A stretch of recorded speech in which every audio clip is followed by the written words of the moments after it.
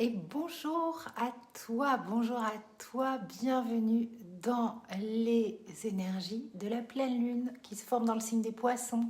Elle va illuminer le ciel le 18 septembre et marquer le début de la saison des éclipses, une période de profonde transformation où chaque étape nous invite à grandir, à renaître. Et comme souvent avec les éclipses, il y a souvent un avant et un après. Donc on va parler de ça. Alors, avant d'entrer dans le vif du sujet, je me présente rapidement comme mon habitude. Je suis Sandrine Veriken, je suis astrologue. J'ai créé cette chaîne YouTube pour partager avec toi mon amour de l'astrologie à travers des vidéos sur la nouvelle lune, sur la pleine lune, et puis des vidéos plus courtes dédiées aux planètes. Je vais reprendre celle que j'avais commencé, cette série avec le petit oracle astro-mystique. Donc parlant de cela, j'ai publié aux éditions Très Daniel l'oracle des gardiennes du ciel, créé sa vie en 12 lunes, et plus récemment le petit oracle astro-mystique qui connaît un énorme succès. Donc vraiment, mais merci. Tu sais, ce petit oracle, je l'ai conçu avec beaucoup d'amour. Chaque carte, c'est comme un message direct des planètes, des astéroïdes. Regardez, il est là, il est beau, en co-création avec Vanessa Campras, qui participe beaucoup à mes projets créatifs. Et chaque carte, c'est un message de ton ange gardien qui te dit hey, c'est par là que se trouve la lumière. Car je crois profondément qu'on est constamment guidé, protégé, entouré par la lumière de nos guides. Et je pense que c'est vraiment ce qu'il y a dans cet oracle. Aucune place pour la négativité, uniquement de la sagesse, de l'amour et cette vérité profonde qui nous conduit toujours sur le bon chemin. Parce qu'un oracle, c'est là pour nous faire du bien. Donc merci pour ces retours. Merci. Je vous donne, ou je te donne, j'avais décidé de commencer à vous tutoyer, à te tutoyer. On va voir. En fait, c'est parce que dans mon prochain livre, je tutoie mon lecteur. Et donc j'essaye de faire cela aussi dans mes vidéos. Donc on va voir comment ça se passe. On a rendez-vous le 27 septembre au stand Très Daniel de 15h à 17h au Salon Zen, espace de la porte Champéret. Voilà. Et à la fin de ce moment de partage, on va tirer comme à chaque fois, faire un petit tirage avec le petit oracle astro-mystique et l'oracle de l'amour, puisqu'il est question d'amour dans cette vidéo et dans ces énergies, dans ce portail des éclipses. Donc la pleine lune, elle se situe dans l'axe Poisson-Vierge. Et comme à chaque fois qu'il y a une saison des éclipses, on va vivre des claps de fin et des nouveaux départs. Donc bien que cette lune soit en Poisson, c'est l'axe Balance-Bélier qui est stimulé parce que les nœuds lunaires, le nœud nord est en Balance, le nœud sud est en Bélier, sont dans cet axe. Donc au-delà de l'énergie spirituelle et sensible de la pleine lune, cette saison des éclipses, elle nous invite vraiment à revisiter notre équilibre intérieur, nos relations et notre propre autonomie. Les anciens, ils n'aimaient pas trop la période des éclipses. Pour eux, c'était un mauvais présage. Des moments où le monde visible se superposait finalement avec le monde invisible et où la tête du dragon, le dragon en fait, engloutissait façon symbolique le soleil ou la lune, créant des moments d'obscurité. C'est pour ça qu'on dit que la saison des éclipses nous ôte en fait notre libre arbitre, car elle occulte la conscience ordinaire. Et la tête du dragon représente finalement le nœud nord, l'endroit où nous allons diriger nos aspirations futures. Et on va faire ça de façon aveugle quand on est dans l'énergie des éclipses. Et puis avec tous nos bagages karmiques qui viennent jouer à notre insu. Les anciens disaient du nœud nord qu'il ne nous rendait pas forcément plus heureux. Et en fait, c'est une énergie d'attraction très forte.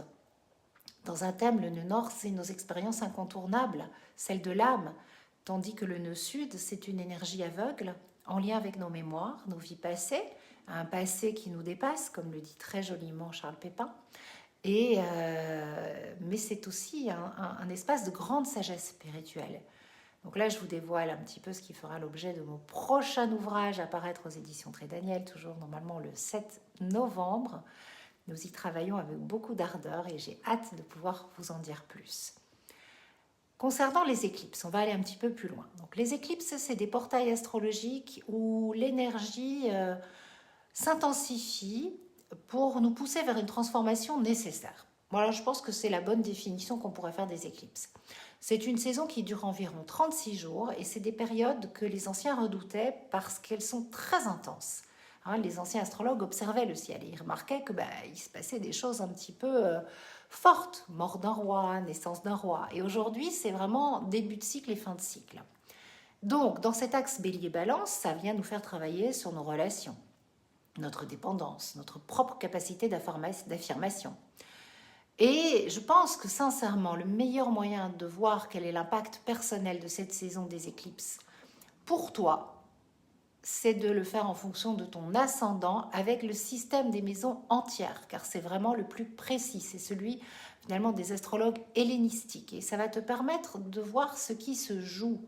Donc par exemple, tu es ascendant bélier, eh bien les éclipses, elles vont activer ton axe 1-7, l'axe des relations, de l'identité, pour te permettre de réévaluer comment tu fonctionnes face à l'autre, affirmer ton indépendance et préserver ton équilibre dans tes relations. Si tu es ascendant taureau, c'est l'axe 12-6 qui va être stimulé, qui va mettre en lumière un besoin de te retirer pour mieux comprendre, revoir tes routines quotidiennes, ton hygiène de vie, un moment de purification et de nettoyage spirituel et physique. Si tu es ascendant Gémeaux, c'est l'axe 5-11 qui stimule ta créativité, tes projets collectifs, tes amitiés. Et on t'invite à rééquilibrer tes passions personnelles, trouver ta place au sein du groupe, de la communauté, réinventer ta façon de collaborer, de créer.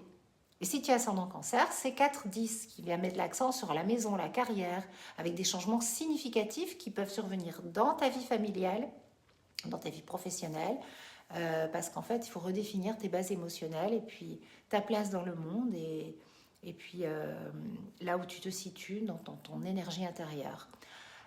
L'énergie des communications, de l'apprentissage, si tu es ascendant Lion, ouvrir de nouvelles perspectives, réévaluer tes croyances, prendre la parole de manière plus authentique, c'est mon axe. Ascendant Vierge, c'est 2-8. Donc, c'est les questions financières, la valeur personnelle, la transformation intérieure. C'est une période de grande régénération où tu vas aller explorer toutes tes ressources intérieures et puis une grande libération de tout ce qui te freine. Ascendant Balance, c'est l'axe 1-7, tout comme pour l'ascendant Bélier, mais avec une approche plus relationnelle. C'est le moment pour toi de redéfinir ton identité dans le cadre de tes relations. Alors ça, c'est pour nous tous, mais encore plus quand on est ascendant Balance et Bélier.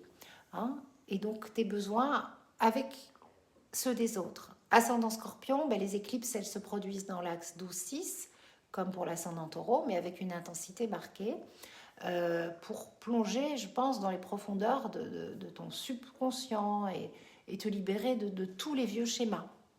Ascendant Sagittaire, c'est 5-11 qui est activé pour revisiter tes projets de cœur.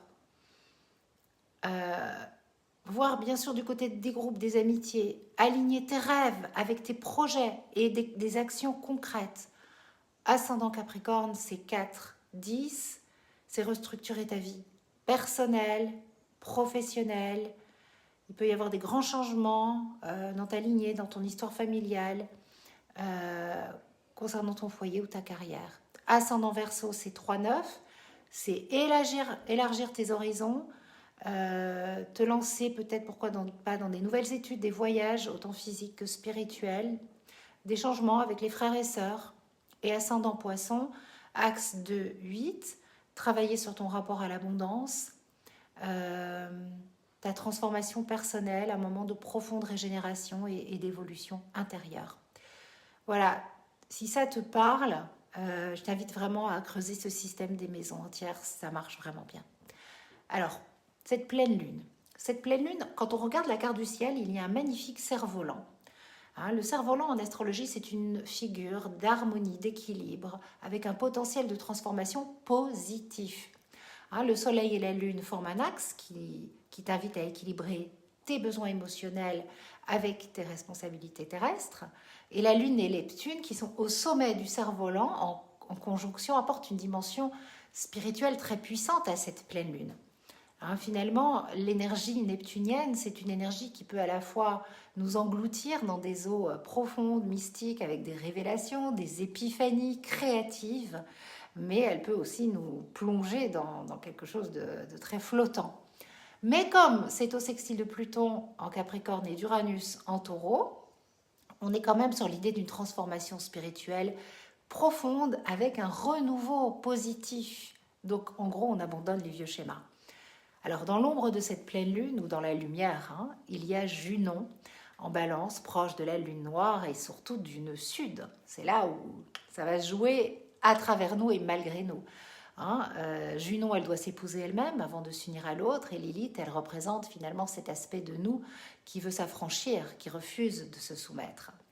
Et donc leur présence conjointe pour ouvrir cette saison des éclipses, elle nous dit libère-toi de tes dépendances, retrouve ta souveraineté intérieure et guéris tes relations toxiques et souffrantes. Et c'est là où Vénus, qui est au carré de Pluton, va dire bah oui, il est vraiment temps de renaître, de te réinventer dans ta manière d'aimer, de recevoir l'amour. Donc une pleine lune en Poisson qui est engloutie dans l'énergie de Neptune, mais en fait qui est une invitation à la clarté. Car lorsque les illusions tombent, il faut surtout pas se juger, mais accepter qu'à chaque fois que le voile se déchire, on se rapproche de sa vérité intérieure. Donc, l'invitation, c'est d'accueillir cette saison des éclipses comme une belle opportunité de transformation, en sachant que chaque étape de renouveau nous guide toujours vers plus de lumière.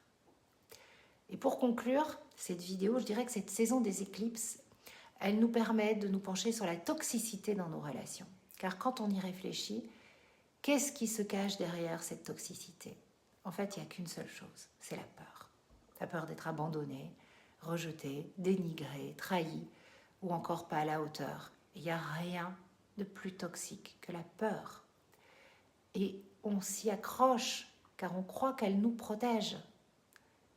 Et donc j'ai envie de dire, si tu peux réellement prendre conscience de tous les endroits où la peur se loge dans tes relations, peur de perdre l'autre, d'être vulnérable, peur d'être trop, de ne pas être assez, et surtout finalement ta dépendance vis-à-vis de cette peur, car tu crois qu'elle te protège et tu t'en nourris, eh ben, tu vas sur une grande libération. Cette peur, c'est pas un bouclier. En réalité, elle t'enferme, elle est toxique. Et c'est tout ce que je te souhaite pour cette pleine lune et cette saison des éclipses, c'est sortir de cette toxicité. Donc c'est bien sûr une prise de conscience personnelle que j'ai vécue lors de la dernière saison des éclipses, quand j'ai réalisé que ma peur m'avait envahie, surtout dans mon rôle de maman, et que j'ai compris que j'avais hérité de cette toxicité sur quelques générations, de femme en femme, de mère en mère, un peu comme dans le mythe de Déméter et de Perséphone. Et tout comme Déméter, je croyais que je pouvais tout contrôler et tout protéger. Et en fait, cette peur m'aveuglait et elle était extrêmement toxique. Et le plus subtil, en fait, dans cette prise de conscience, c'est de réaliser à quel point j'étais accro à cette toxicité parce que c'était devenu une seconde nature. Donc, c'est un travail qui n'est pas du tout terminé. Voilà, je fais en sorte, j'apprends à me défaire de cette programmation. Je ne sais pas si c'est les bons mots, mais en tout cas, je m'en libère, je m'en détache et je peux t'assurer que depuis que je travaille sur ce point, la vie m'a envoyé de nombreux ateliers pour continuer d'avancer sur cette voie et sache que voilà, la vie va t'envoyer plein d'ateliers parce que quand on décide de changer l'univers, il fait quoi? Il conspire pour nous offrir toutes les opportunités pour travailler en profondeur. Voilà. Je te remercie pour ton écoute. On va terminer avec le petit tirage. On va commencer avec l'oracle de l'amour, parce qu'il est question d'amour. Cet oracle, je l'ai créé avec ma douce amie Valérie, que j'embrasse très fort. Et tu peux le retrouver sur mon site internet, sur astrobohème.fr. Je te mets le lien en description dans la légende. Je te souhaite une belle pleine lune, pleine de lumière. Je t'invite à fermer les yeux, à choisir une carte, la 1, la 2 ou la 3, pour recevoir un message de l'oracle de l'amour. Et on terminera avec une petite guidance générale pour l'oracle astro-mystique où on choisira 3 cartes, on va voir. On commence déjà avec l'oracle de l'amour. Si l'amour devait te guider, si l'amour avait une réponse pour toi, allez, choisis une carte. 1, 2 ou 3. Ne réfléchis pas, tu sais déjà. Lorsque tu as accès à tes désirs, tu crées. Je te laisse méditer, mais c'est vraiment en lien avec tout ce que je viens de dire. Lorsque tu as accès à tes désirs, tu crées. Deuxième carte. Accepte avec douceur de renoncer à ce qui est devenu obsolète pour toi afin de créer une nouvelle façon de vivre l'amour. Je pense que ce message résume l'essence de cette saison des éclipses. Et enfin, troisième carte, dis que tu aimes sans attendre en retour. C'est gratuit l'amour, hein? Dis que tu aimes sans attendre en retour. Ça aussi, ça résume bien cette saison des éclipses. Alors, on va prendre 3 cartes. On va faire pareil. Et puis, tu vas choisir 3 cartes. La 1, la 2 ou la 3. On va compléter ce tirage. Quel est le message, finalement, de l'univers, du ciel, de ton ange gardien, de cette petite boîte pleine d'amour pour cette saison des éclipses, pour cette lunaison? Première carte, lune de lâcher prise. Détache-toi de ce qui te possède. La lune de lâcher prise glisse dans la nuit vers de nouveaux possibles. Laisse aller ce qui t'attache et t'emprisonne. L'espace ainsi créé t'ouvrira des voies d'épanouissement inespérées et bien plus grandes. Glisse avec confiance vers la nouveauté. C'est la réponse à ta question. Deuxième carte. Jupiter. Tes prières ont été entendues. Jupiter est un grand bienfaiteur. Tu n'as rien à craindre. Le guide du ciel te protège. Ton chemin est dégagé. Dès à présent, l'univers met en place des opportunités sur ta route et t'envoie des signes encourageants. Tes rêves sont en cours de chargement. Voilà la réponse à ta question. Et enfin, lune des visions nouvelles. Crois en la beauté de tes rêves. La lune des visions est appelée par la promesse d'un nouveau cycle.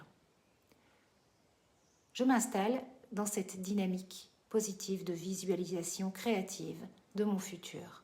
Je vibre mes rêves dans l'instant présent et non dans l'instant désiré. Vibre ton futur avec ton cœur. Et la réponse à ta question. Voilà. Vous voyez, c'est un petit oracle lumineux. Je vous remercie, je te remercie. J'ai oublié de dire que, parce que quand j'ai sorti la carte de Jupiter, j'ai dit, j'ai pas parlé de Jupiter qui est quand même le maître traditionnel de la lunaison. Et il est apex du T carré entre la Lune et le Soleil. Hein, donc il y a un triangle comme une pyramide avec Jupiter. Donc ça peut être assez dramatique, en mode waouh! En fait, comme la saison des éclipses nous amène à un grand changement, Jupiter, c'est toujours acte 2, scène 3, histoire qu'on voit bien. Ça peut prendre des proportions, ça peut être grotesque, ça peut être le bal du grand n'importe quoi, comme j'aime à le dire avec Jupiter, parce que souvent, en fait, Jupiter est un harmonisateur. Il est là pour nous permettre de réharmoniser notre vie. Mais pour que ça se fasse, eh bien, il peut rendre les situations burlesques, grotesques, caricaturales, histoire qu'on se réveille, quoi, en fait. Voilà. Donc, si c'est un peu n'importe quoi, tu t'inquiètes pas. Voilà. Et tu réécoutes la vidéo et puis tu prends l'oracle et tu écoutes ce message et tu le gardes pour t'accompagner. Bisous, bisous.